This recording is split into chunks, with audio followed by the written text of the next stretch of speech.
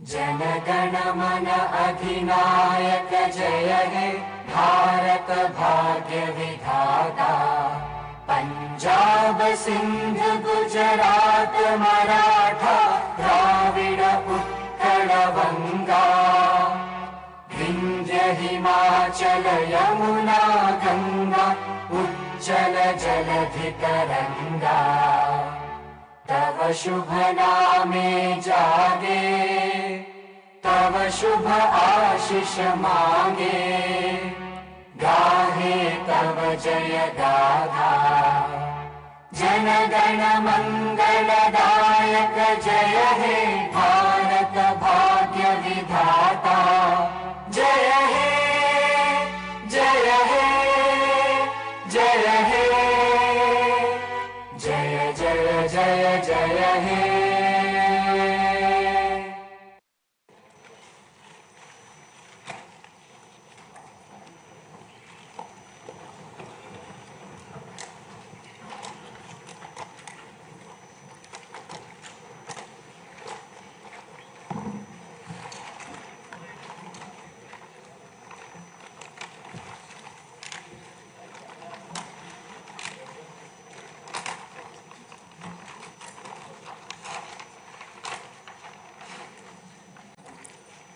Honorable Chairman, Andhra Pradesh State Legislative Council, Honorable Speaker, Andhra Pradesh State Legislative Assembly, Honorable members of the State Legislature,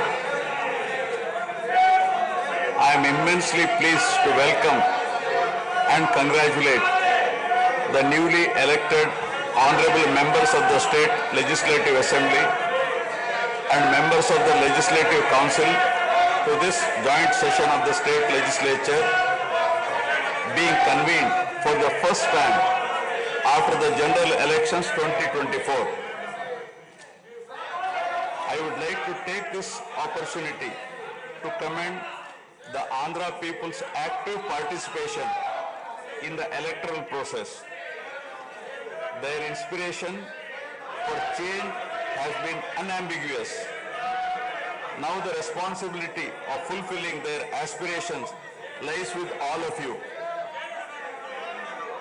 Honorable members, you are aware that due to the supreme sacrifice of Amarajeevi Potti Sriramulu, Andhra Pradesh was formed as the first linguistic state on 1st October 1953 with Kurnool as capital.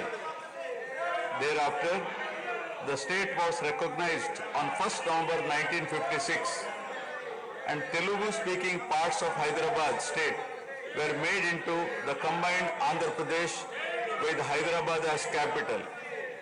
Accordingly, a lot of Telugu people moved to Hyderabad. Again, in June 2014, the people of Andhra Pradesh were forced to undergo another reorganization of their state, the most damaging experience of all. The united Andhra Pradesh was bifurcated unscientifically, undemocratically, and without adequate consultation with the stakeholders. This has left an indelible mark on the minds of the people of the residual state of Andhra Pradesh.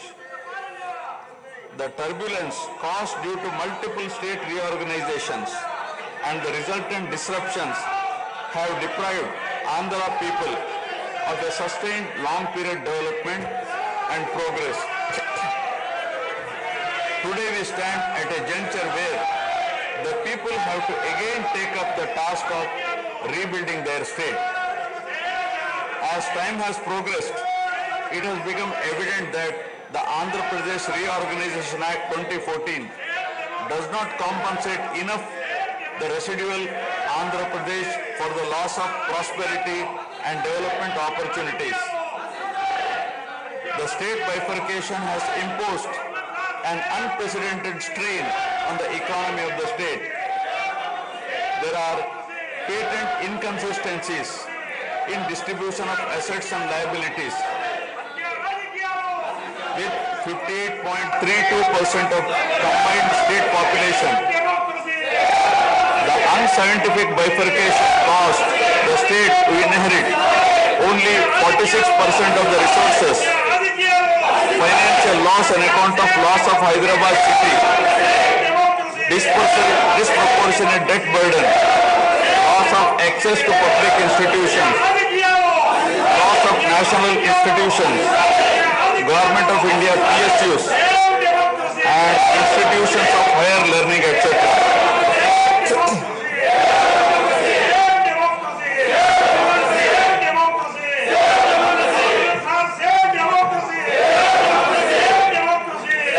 One can see that scientific criteria for apportionment were not adopted, while the residual state inherited huge revenue deficit.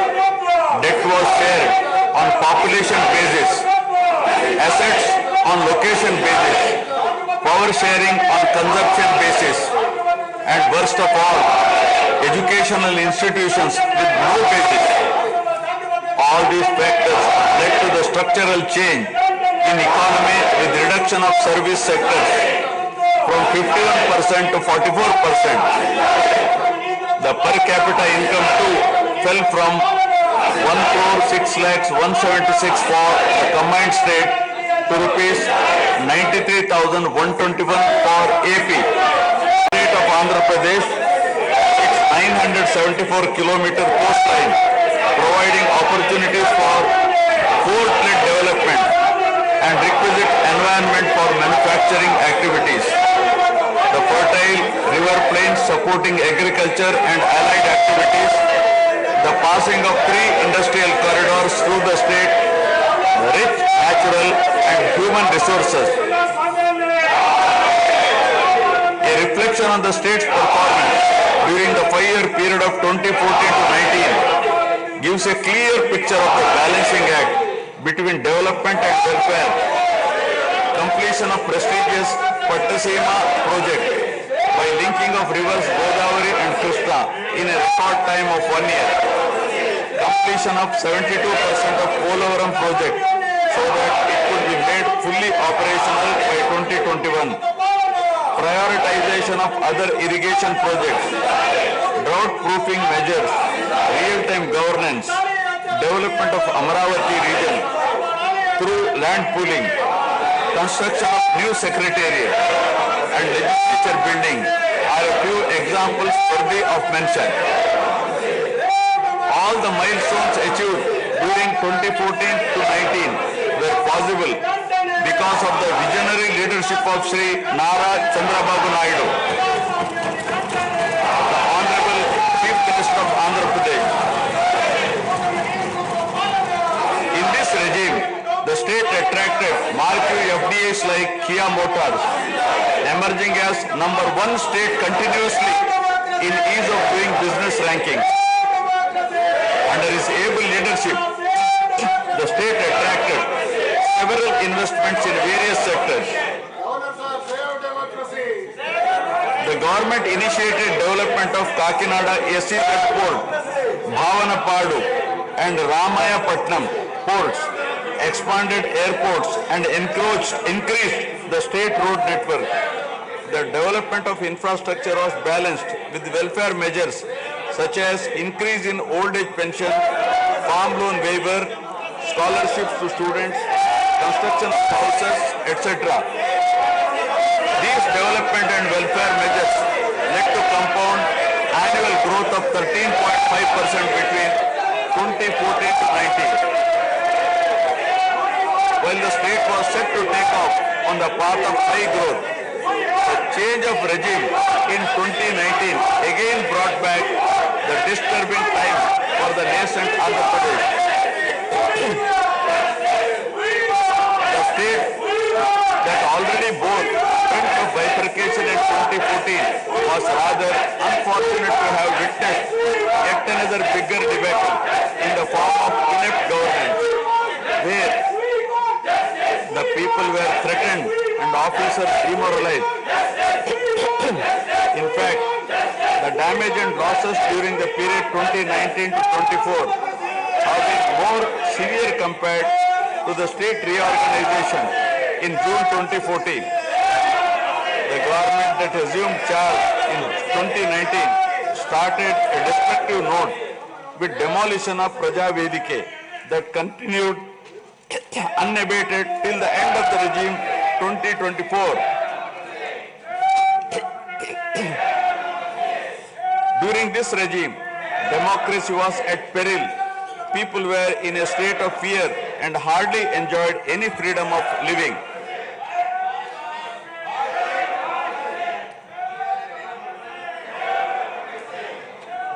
The regime revenge politics had severely hampered the state's prospects for prosperity and growth. Even the Honorable High Court of Andhra Pradesh had sought to convene a judicial inquiry into whether there is a constitutional breakdown in the state. This damage was done to the brand AP. No noteworthy companies came forward to invest in the state. The corrupt practices at all levels, coupled with weaponization of instruments of governance across revenue earning departments for personal gains, sabotaging of checks and balances, made several state institutions and private companies defunct and forced the existing enthusiastic investors and entrepreneurs to move out of Andhra Pradesh to other states. The uncertain environment which rocked the confidence of the people in general and investors in particular started showing impact on the state finances, leaving them in a mess. Fiscal prudence was abandoned. Expenditure was beyond means in spite of limited revenue growth, and debt and liabilities rose sharply. Financial management is manifested by diversion of funds, higher taxation despite high inflation, increase in power sector liabilities, neglect of capital expenditure, which eventually resulted in slowing down of the economy.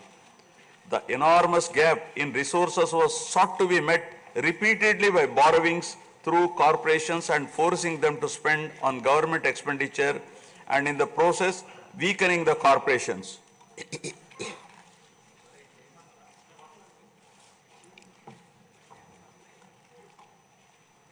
In view of the inordinate delay in clearance of the bills due to strained financial position of the state, many vendors and contractors have approached the High Court of Andhra Pradesh for relief and filed cases against the government.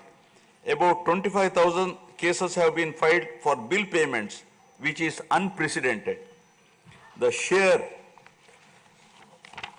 number of contempt cases with personal appearances and arrest warrants against officials in several cases resulted in systematic humiliation and victimization of bureaucracy. This led to complete demoralization of administrative machinery. The capital expenditure reduced by 60% in 2019-24 compared to 2014-19. Departments such as water resources and transport, roads and buildings, which undertake substantial capital works, were left critically short of funds to carry out any works. The capital expenditure on water resources has reduced by 56%, and that on roads and buildings by an alarming 85% during this period. The compound annual growth rate of states' own tax revenue slipped from 12.8% to 8.1% during this period.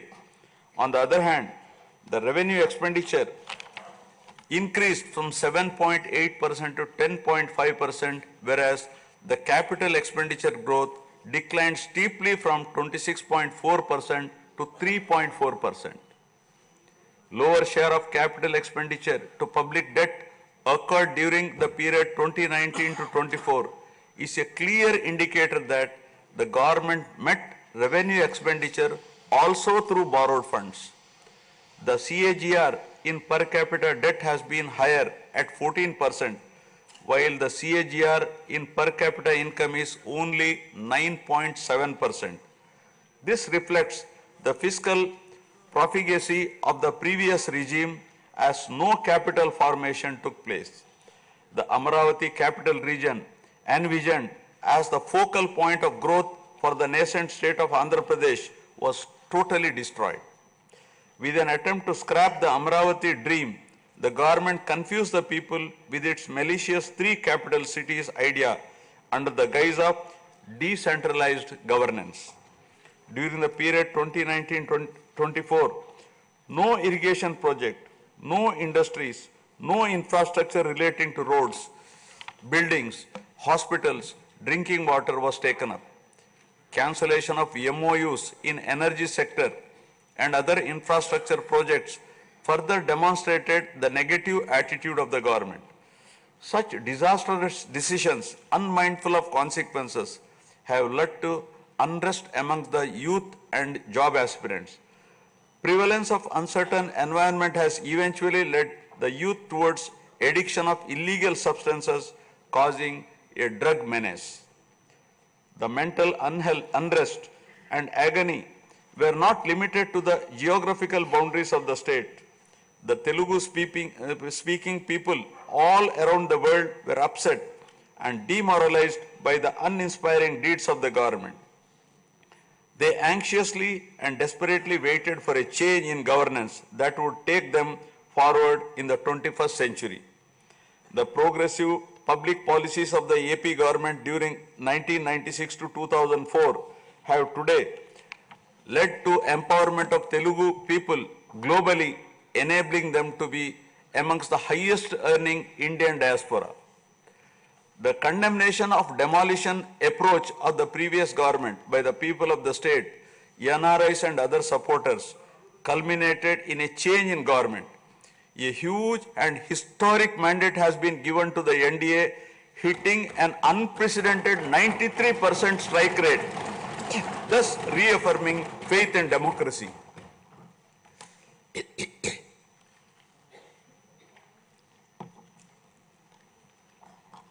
I sincerely congratulate the people of Andhra Pradesh for their wisdom in electing a government that discharges its duties with a futuristic view.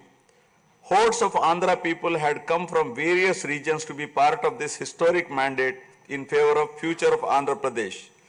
The new government has a perfect blend of fresh and experienced honorable members in the assembly. I once again welcome all the members who will be instrumental in making right policies in the interest of good governance and in the spirit of cooperative federalism. Honorable members, at this juncture, I feel it is also important to recall the glorious past of Andhra Pradesh. Renowned as Annapurna, rice bowl of India, the state used to support other states in ensuring food security. As a leader of self-help group concept, Andhra Pradesh stood out as an example in developing entrepreneurship, knowledge economy, and cultivating thrift amongst poor women. Use of IT in all areas of welfare and development was the cornerstone of state's vision. The misrule of the previous government, which lacked transparency, have compelled this government to put the facts before the people about the disruption of systems and rampant corruption prevailing during the last 5-year term. Accordingly, my government has released a series of white papers highlighting numerous discrepancies in fund utilization, misappropriation, resulting in huge loss to the state exchequer, and the natural resources base of the state, I would present some of the key takeaways of the white papers. Completion of Polavaram, the lifeline of Andhra Pradesh, is of the highest priority. The Polavaram project has been completely derailed. Introduction of reverse tendering and cancelling the agreed contracts have caused an irreparable damage not only to the project but also to the concept of interlinking of rivers and irrigating every acre of land. Unilateral announcement of 3 capitals for the state resulting in 1,631 days of farmers' protest. Modification of jurisdiction of the Capital Region Development Authority to 6,993 square kilometers. Shelving preparation of regional master plans. Completing the land acquisition in only 191 acres are some of the events that halted the progress of CRDA. This led to a potential loss of about 7 lakh jobs and estimated loss of wealth of about rupees 2 lakh crore along with loss of investment and growth opportunities. Andhra Pradesh, which enjoyed the distinction of being the first state in the country to have introduced reforms in the power sector in 1990s, had achieved energy sufficiency from 1996 to 2004. After bifurcation, the state faced an energy deficit of 22.5 MU per day. Again, by bringing second generation's reforms in energy sector and promoting renewable energy, the state become energy surplus by 2018. The state has witnessed an irreparable damage in the recent past. State energy sector has also suffered huge losses due to the tune of rupees 1,29,503 crores during the period 2019 to 24. Misappropriation of natural resources such as land, mines and minerals and forests has been widespread.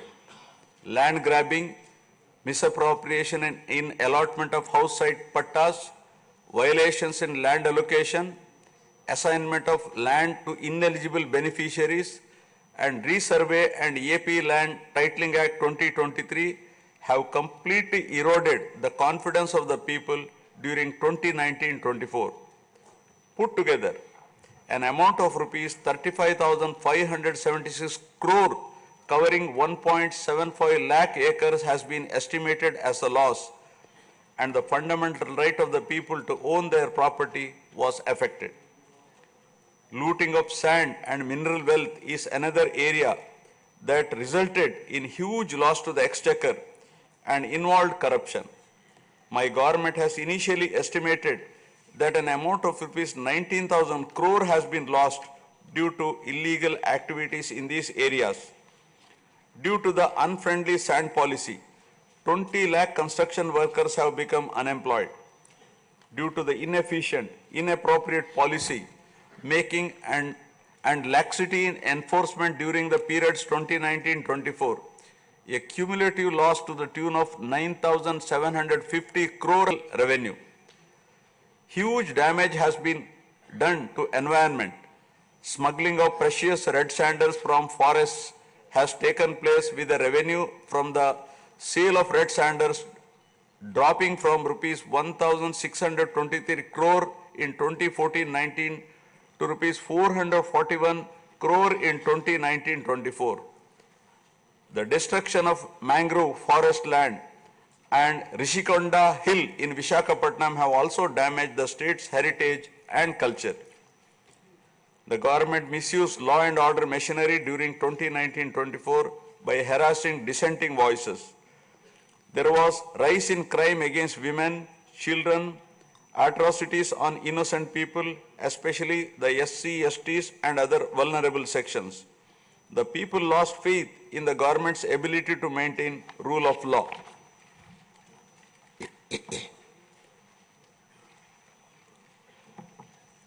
The The previous government also made a mockery of the excise revenue streams of the state.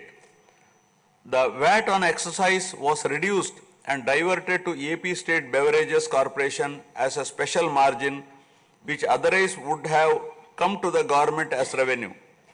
The government levied the additional retail excise tax on the issue price of liquor sold by APSBCL and escrowed the same for repayment of loans taken by APSDC.